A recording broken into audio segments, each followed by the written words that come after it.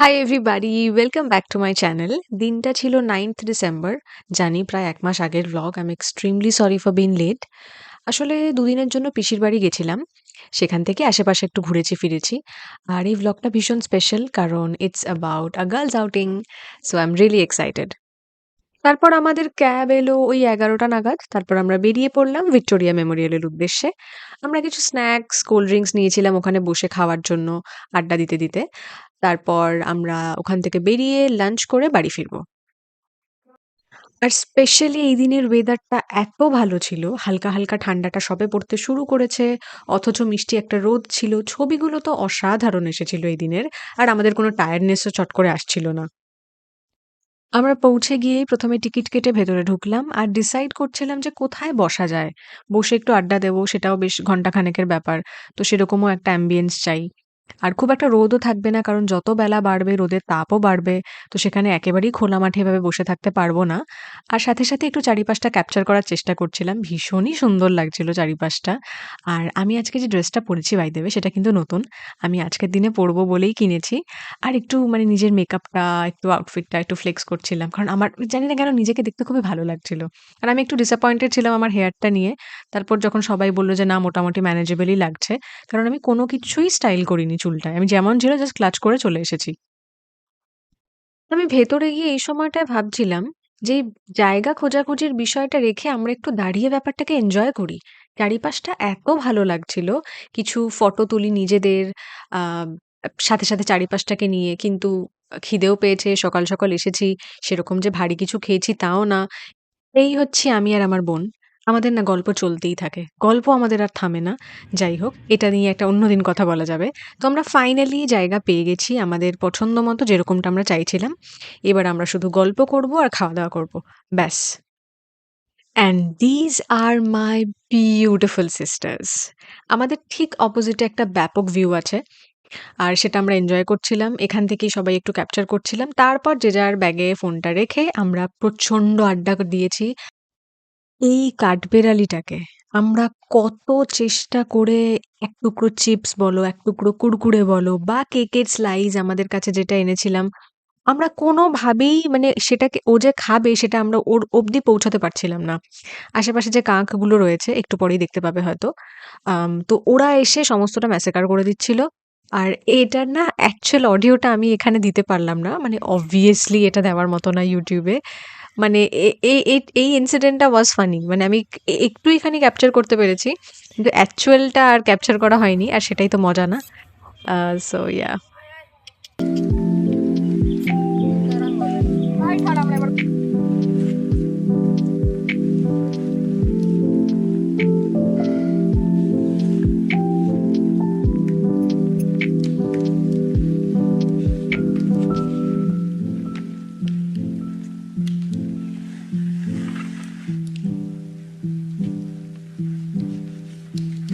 যেটা আমার ছবি তোলার বেলা করতে পারা ছবি আমি তুলবো না জিনিসটা রান্না করে দেবো জিনিসটা রান্না করে দেবো আমি তোরটা তুলে দেবো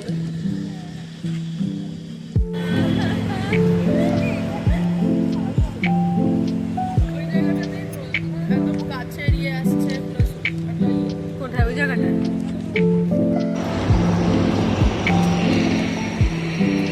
টাকা একটু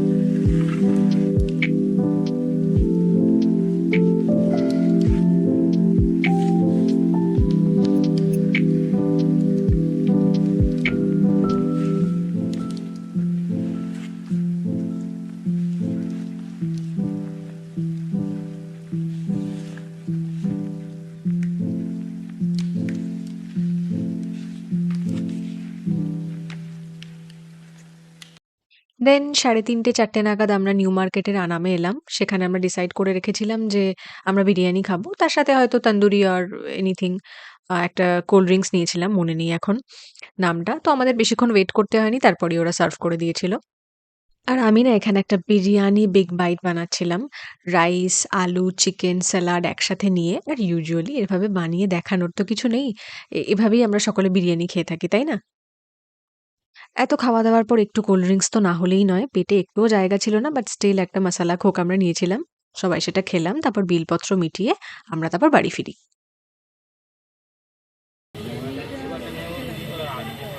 হ্যাঁ ঠিক আছে, খাবো আবার। টাকা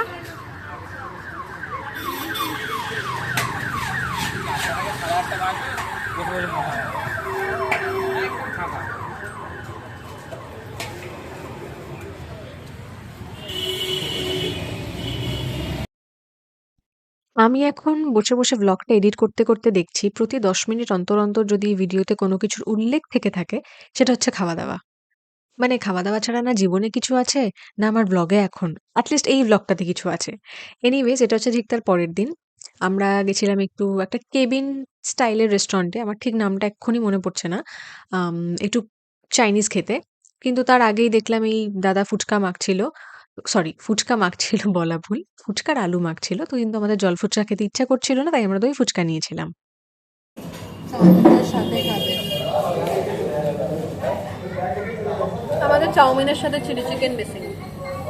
So we are looking forward to it.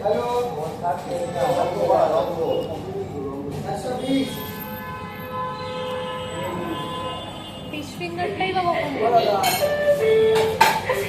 ফিশফিঙ্গারটা পরে দিলে না, খেলাম পরে, ওটা আলাদা। কিন্তু এটার সাথে যখন এটাকে দিয়েছে, মানে ওটা তো পাশে সাইড ডিশ যখন এই যে অর্ডার করেছি, আমি ওটার সাথে নিশ্চয়ই গ্রেভিটা দিয়ে খাবো বলে।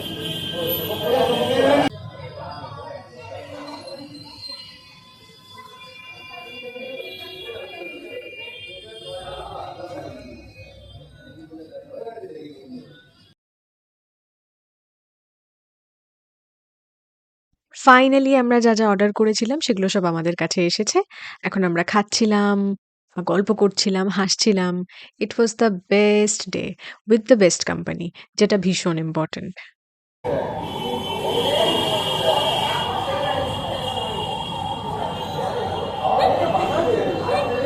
এই জিজ্ঞেস করাগুলো খুব ভালো লাগে। সোনালি কিসের জন্য এসেছে এবার? ওই লুকটা।